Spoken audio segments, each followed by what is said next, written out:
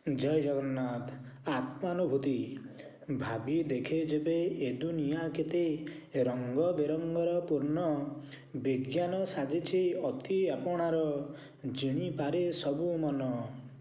ଅତଳ ସାଗର ଅସୀମ ଆକାଶ, ପାତାଳର ପ୍ରହେଳିକା। ଭୌତିକ ସୁଖର ଅସୁମାରି ଭୋଗ, ସବୁ ଖାଲି ଲାଗେ ଧୋକା। ଧୀର ସମୀର ଯେ ପରଶି ଦିଅଇ, ମୃଦୁ ମନ୍ଦ ଶୀତଳତା। ଅନୁଭବ ସିନା ହୋଇଥାଏ ଏହା, ଦିଶେ ନାହିଁ ଏହା ସତ୍ତା।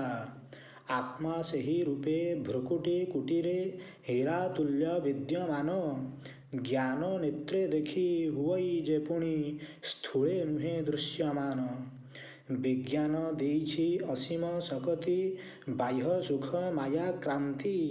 ଅତୃପ୍ତ ଆତ୍ମାକୁ ତୃପ୍ତି ମିଳେ ନାହିଁ, ଅନ୍ୱେଷଣ କରେ ଶାନ୍ତି। ସରି ସରି ଯାଏ ମାନବର ଆୟୁ, ପାରେନି ତ ଶାନ୍ତି ଖୋଜି। ଶାନ୍ତି ଯେ ଆତ୍ମାର ସ୍ୱଧର୍ମ ବୋଲିଣ, ଭୁଲି ସେ ଯାଇଛି ଆଜି। ସୁଖ ଶାନ୍ତି ଜ୍ଞାନ ସବୁର ସାଗର, ଅଟନ୍ତି ପରମ ପିତା। ବିଶ୍ୱ ଆତ୍ମାଗଣ ସ୍ୱରୂପ ତାଙ୍କର, ସଭିଏଁ କରନ୍ତି ଚିନ୍ତା। ମନ ବୁଦ୍ଧି ପୁଣି ସଂସ୍କାରକୁ ନେଇ, ଆତ୍ମାର ସ୍ୱରୂପ ଗଢ଼ା।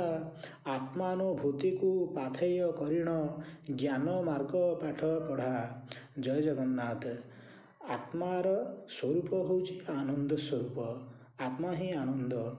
ଜୀବ ତଥା ମନୁଷ୍ୟ ଥରେ ଯଦି ନିଜ ଆତ୍ମଦର୍ଶନ କରିଦିଏ, ତେବେ ସେ ଆନନ୍ଦ ପାଇଁ ବାହ୍ୟ ସୁଖ ଆଉ ଲୋଡ଼େ ନାହିଁ। ଜୟ ଜଗନ୍ନାଥ।